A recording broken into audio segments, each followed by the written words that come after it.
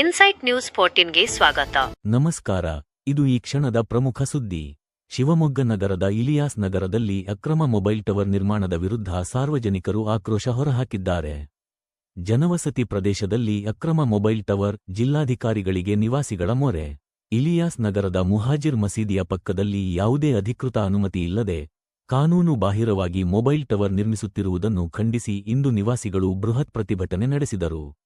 ಜನವಸತಿ ಪ್ರದೇಶದಲ್ಲಿ ಟವರ್ ನಿರ್ಮಾಣ ಮಾಡುವುದರಿಂದ ಸಾರ್ವಜನಿಕರ ಆರೋಗ್ಯದ ಮೇಲೆ ದುಷ್ಪರಿಣಾಮ ಬೀರಲಿದೆ ಎಂದು ಆತಂಕ ವ್ಯಕ್ತಪಡಿಸಿದ ನಿವಾಸಿಗಳು ಕೂಡಲೇ ಈ ಕಾಮಗಾರಿಯನ್ನು ಸ್ಥಗಿತಗೊಳಿಸಬೇಕೆಂದು ಆಗ್ರಹಿಸಿ ಜಿಲ್ಲಾಧಿಕಾರಿಗಳ ಕಚೇರಿಗೆ ಮನವಿ ಸಲ್ಲಿಸಿದರು.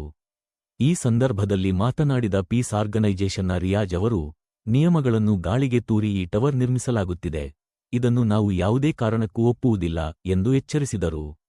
ಮನವಿ ಸಲ್ಲಿಕೆಯ ಸಂದರ್ಭದಲ್ಲಿ ವಕೀಲರಾದ ಉನೈಸ್ ಮುಹಾಜಿರ್ ಮಸೀದಿಯ ಧರ್ಮಗುರುಗಳು ಹಾಗೂ ಇಲಿಯಾಸ್ ನಗರದ ಮಸೀದಿ ಧರ್ಮಗುರುಗಳು, ವೃದ್ಧರು ಹಾಗೂ ನಿವಾಸಿಗಳು ಉಪಸ್ಥಿತರಿದ್ದು ತಮ್ಮ ಆಕ್ರೋಶ ವ್ಯಕ್ತಪಡಿಸಿದರು. ಅಧಿಕಾರಿಗಳು ಕೂಡಲೇ ಸ್ಥಳಕ್ಕೆ ಭೇಟಿ ನೀಡಿ ಪರಿಶೀಲನೆ ನಡೆಸದಿದ್ದಲ್ಲಿ ಮುಂದಿನ ದಿನಗಳಲ್ಲಿ ಉಗ್ರ ಹೋರಾಟ ಮಾಡುವುದಾಗಿ ನಿವಾಸಿಗಳು ಎಚ್ಚರಿಕೆ ನೀಡಿದ್ದಾರೆ. ಟವರ್ಗಳಿಂದ ಹೊರಬರುವ ವಿದ್ಯುತ್ಕಾಂತೀಯ ವಿಕಿರಣಗಳು, ಎಲೆಕ್ಟ್ರೋಮ್ಯಾಗ್ನೆಟಿಕ್ ರೇಡಿಯೇಷನ್, ದೀರ್ಘಕಾಲದವರೆಗೆ ಮನುಷ್ಯರ ಮೇಲೆ ಪ್ರಭಾವ ಬೀರಿದರೆ ನಿದ್ರಾಹೀನತೆ, ತಲೆನೋವು ಮತ್ತು ಮಾನಸಿಕ ಒತ್ತಡದಂತಹ ಸಮಸ್ಯೆಗಳಿಗೆ ಕಾರಣವಾಗಬಹುದು. ಗುಬ್ಬಚ್ಚಿಗಳಂತಹ ಸಣ್ಣ ಪಕ್ಷಿಗಳು ಮತ್ತು ಜೇನುನೊಣಗಳ ಸಂತತಿ ಕ್ಷೀಣಿಸಲು ಈ ವಿಕಿರಣಗಳು ಒಂದು ಕಾರಣನೂ ಹೌದು. ಹಳೆಯ ಅಥವಾ ದುರ್ಬಲವಾಗಿರುವ ಮನೆಗಳ ಮೇಲೆ ಭಾರೀ ತೂಕದ ಟವರ್ಗಳನ್ನು ಅಳವಡಿಸುವುದರಿಂದ ಕಟ್ಟಡದ ಸ್ಥಿರತೆಗೆ ಧಕ್ಕೆ ಬರಬಹುದು. ಸಾಮಾನ್ಯವಾಗಿ ಮೊಬೈಲ್ ಟವರ್ ಇರುವ ಸುತ್ತಮುತ್ತಲಿನ ಮನೆಗಳ ಅಥವಾ ನಿವೇಶನಗಳ ಮೌಲ್ಯವು ಮಾರುಕಟ್ಟೆಯಲ್ಲಿ ಕುಸಿಯುವ ಸಾಧ್ಯತೆಯಿರುತ್ತದೆ.